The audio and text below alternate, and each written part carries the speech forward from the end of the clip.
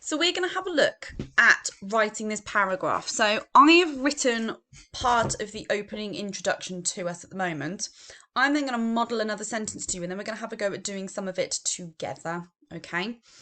So the first bit here, we've got, he could feel the bitter cold frost lash against his red raw cheeks as the crippling frostbite continued to ravage his sodden damp toes. The dugout was simply dreadful, but it was no longer safe. Distraught and terrified, he was reluctant to move, but he knew it was their only chance of survival. Now, I've included 6 different skills in my videos today, okay? Now, we are primarily making sure that we're focusing on the emotive language, but there are other skills that we can include in this, all the other skills that we've learned all year round, okay, that we can include today. So, he could feel the bitter cold frost. So here I've got bitter cold. I've got my expanded noun phrase in there with my 2 adjectives.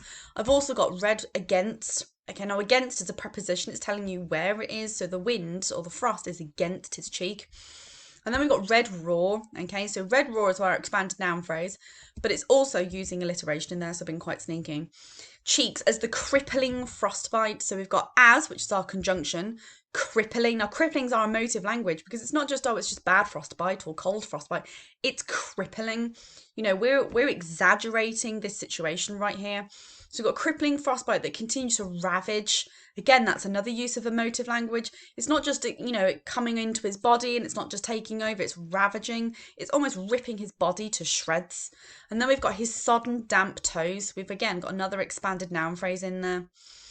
Now, the dugout was simply dreadful. Now, simply dreadful is emotive language. It's not just bad. It's not just awful. It's simply dreadful. Okay. So I'm really trying to elicit that, almost that visual image in the reader's mind of what it's like to be in this kind of dugout. But conjunction, so I'm going to expand on my sentence, it was no longer safe. Now, distraught and terrified, I've got my emotive language, but again, I've got a verb, I've got an adjective opener here as well, because I've got distraught and terrified. He was reluctant to move. Now, we looked at reluctant in one of our reading lessons. Can anyone remember what it is to be reluctant? Good. It means to be unsure. Okay, so to be unsure, not sure about something, to be almost a little bit pensive about something. So he's reluctant. He's not 100% committed or trusting that he wants to move. But, another conjunction, he knew it was their only chance for survival. That only chance for survival really hones in on that message of it's life or death. It's do or die. Okay. So I need to now expand on this. So I need a little bit more information on the end of my paragraph today. So we need to now be looking at what could I write next about this. So I now need to describe the scene a little bit. So I could describe the bombs, I could describe the bullets. Now I'm thinking for bullets, when we've looked at this before, we've talked about the idea of bullets raining down. So obviously you want to exacerbate, so really almost overemphasize the scene that's happening at this point in time. And I know when we've looked at metaphors before with bullets, we've talked about how they rain down. Obviously, when there's rains, lots of rains, i.e. lots of bullets. So we could get that it's raining bullets. We've got that it's a very worn, torn area. Maybe we could go with an idea of what those bullets might be sounding like. So I'm going to say the bullets rained down across the worn, torn land, penetrating the sky. Now, with their ear-piercing screeches. Okay, so let's have a look and see what skills I've actually used. So I've got the bullets rained down. Okay, so I've obviously got the down part, which is going to be part of my preposition. But the bullets raining down, it's not that the bullets came down like rain, which would be a simile. I've said that the bullets are the rain. So I've got a metaphor in here. The bullets rained down across. So I've got my preposition in here. The worn, torn land penetrating. So that idea of penetrating the sky it's a very dramatic work. It's not just they're lighting up the sky or they're coming down from the sky, ripping through. They're penetrating, they're piercing through that sky. So it's almost overemphasizing the danger or the almost like the drama that it's causing, or the damage that it's causing to the sky. And then I put that it's got their ear-piercing screeches. So that's eliciting that emotion that you as a reader can almost think, what might that sound like in your head if you're there? So let's now have a go at doing one of these ones together. So we need to be thinking about what it is that you might be able to see, what you might be able to hear. Now, do you think when you're in a war situation with all the bombs and the smoke and people running around, do you think it's clear to see what you can see? No, not really. It's the smoke, that smog that almost blankets the land, makes it quite difficult, you know, to see what it is that you think that you might be able to see. So you might be able to see almost some blurry, some, you know, could be shapes of people, shapes of building, could be planes, could be something that's coming towards you that you're not just quite sure about. But equally though, if you've got someone that's running towards you, you can't quite see them, how might that make you feel if you saw something running towards you and you can't quite make out what it is? Yeah, it's a bit terrifying, isn't it? So let's start off with thinking about what it is that you can hear and what we could see. So the sounds were close, and he could make out blurry, indistinctive shapes ahead of him, too close for comfort. Now, I wonder if you can see what skills I've used there in that sentence. So the sounds were close and he could make out blurry, indistinctive shapes. Now, when something is blurry and indistinctive, when it's indistinctive, it means you can't quite make it out. So if I can hear something but it's indistinctive, it means that I can't actually tell you 100% that I know what the sound is. So I could hear almost a humming noise, but that humming noise could be vibrations from some building work outside. It could be from a local train track. It could be an aeroplane going overhead. Because it's not quite clear what it is, I'm not quite sure what it is. I've got blurry and indistinctive there. So I've got my expanded noun phrases. I've also in here used a dash. Why might I have used a dash? What's a dash used for? Good. It's another way to be able to expand on the sentence. So I said that the sounds were close, but then to almost link back to the opening of that sentence, I've expanded on it and I've put too close for comfort. So I've always given some additional information. So I'm almost honing in now that the danger's setting in. You know, this is how dangerous this setting could be right now. So what I want to do for my final sentence, and I want you guys to have a go at this before I have a go at doing this myself, we need to think about the situation that's now leading up to them being behind that wall. Okay, so now we're honing in on him, okay, as a elderly gentleman. But obviously at this point in time, he's the young soldier and he's with his friend, okay? So we need to think about how he's going to communicate. So you're thinking about it. Would you whisper to your comrade? Would you yell? Would you bellow? Would you shout? Would you wave at? So thinking about the situations for you, and we need to think of a good opening. Now I want to see if we can use a verb opener, so something he might do to try and catch his comrade's attention. So it could be that maybe he's shouting, maybe he's yelling, he's bellowing, he's not going to be whispering, okay, because he's not going to hear anything above the bombs and the rifles that are going off. So we need a verb opener in there, so it's got to be an ing opening word in there. I want you to think about potentially using a preposition in there. What's he shouting across? Who is he shouting to? And I want to think about what he might be telling that comrade to be doing, okay? So I want you to introduce the next part of our sentence as to how he's going to communicate with his comrade as he's about to round that wall and potentially either shoot somebody or potentially get shot himself. So I want you to pause the video and just want you to write the next opening sentence, but I want it to start with the verb opener. Off you go. Okay, so I started with shouting. Okay, shouting is our verb opener. So shouting across the deafening roar of the explosions.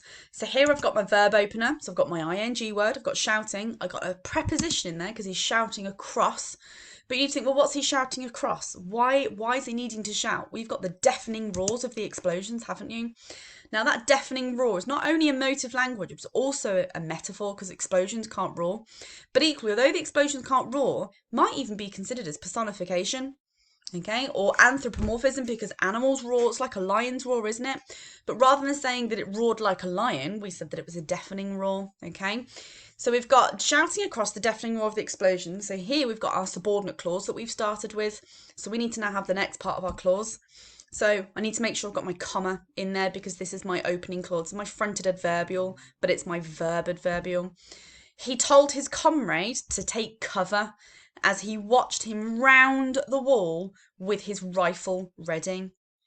Okay, now here I've got rifle ready, so I've got my alliteration. Now when it means to round the wall, when you come around something, you move round it, don't you? So when he watches him round the wall, it means he's come out from behind the cover. And we know that at this point in time, this is when it all goes horribly wrong for them, okay? So your task to now do, based on that opening paragraph, is I want you to now have a go at doing it yourself, okay? So you're going to write your own flashback introduction using the thoughts and feelings sheet that you annotated earlier. Now, you can magpie some ideas or some examples off mine, but you ideally need to be writing your own opening part to it. Now, your task is then to complete it. So I actually haven't finished that opening paragraph because we've got that end part where obviously the soldier gets shot and then he holds him, he catches him in his arms. That's your opportunity to go through and use all that emotive language. What might be going through his head? How might he be feeling? He's got a soldier in his arms that's dying, okay? So you need to add at least another 3 or 4 sentences onto the end of that paragraph. So you need to describe that scene of how he's shot and how he died and use your emotive language. Now, these are your key features to consider in here. So you need a clear transition into the flashback. So we're going straight into that feeling of him being in the dugout. Okay, you can go back and look at previous videos where we did the amplification work, where we looked at using different words for it being wet, damp, cold, drafty, thinking about all those different words that can be used to describe that dugout. We've got the use of past tense. Okay, that's an easy one to do. We've got different sentence openers. We had verb openers, we had fronted adverbials, we had subordinate clauses, we had adjective openers. Think about your sentences as well. Can you get embedded clauses in there? Can you get relative clauses in there with your who, which, when, where, and that? Now, for those of you that are in Group B, so Group A is for anyone that thinks that they are capable of almost replicating, so doing another version of what I have written. Group B is for people that need to be challenging themselves with their English writing, okay, and you know who you are. Now, you're going to write the introduction of the flashback, but you're going to write it in first person. So rather than saying, he could smell this, or he saw that, or he felt this, it's I remember the acrid smell of rotting flesh burned the back of my nostrils and run down the back of my throat. So you're going to use the I pronoun, so it's going to be in first person. So you're writing it from the point of view of the elderly gentleman when he was the soldier, okay? So you also will need to consider the setting, and you also need to then finish off that paragraph with the death of your comrade. Now, again, use the opportunity for the emotive language, but I also want you to consider the Sue, or the use. I mean, come on, Miss Humphrey. Every time I always spell that one wrong. Consider the use of amplification skills and the repetition in your writing, okay? You've used the amplification before. That's when we either use the repetition of the same word. So when we went back and looked at this before half term, we had there was little shelter, little food, little water, little comfort. We used the repetition of the little of, little of, little off. But then we had the one where we had the smell. So we had acrid, putrid, reek, stench. So that's when we used different words. So we looked at the synonyms of one word and we used that throughout the paragraph. So this is your opportunity to have a go at using the amplification. Going back to our toolkit here then, for those of you that are doing Group A and B, detailed description, use your 5 senses, okay? Think about how to build up that suspense and that tension. You could use your commas. If you know how to use your semicolons, give it a go. We are going to be looking at that in our next lesson. Use ambitious vocabulary, okay? Find a thesaurus, find synonyms for different words, but do not use the word flashback or went back in time or went back to the past. We can use the words reminiscing or remembering, but remember, those words were part of our trigger paragraph beforehand. You're now in this situation. So Group A, you're going to have a go at redoing what I've written and then finish off the paragraph. Those of you that need to be challenging yourself with your writing, you know who you are.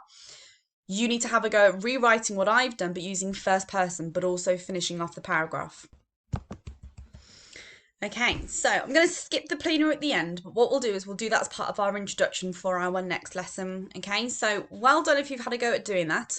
What I'm going to do for the opening part of our next lessons, I'm going to pick a sentence that I might want to improve on. So now is your opportunity to go back and read through your work and see if there's any way that you can improve on what you've written.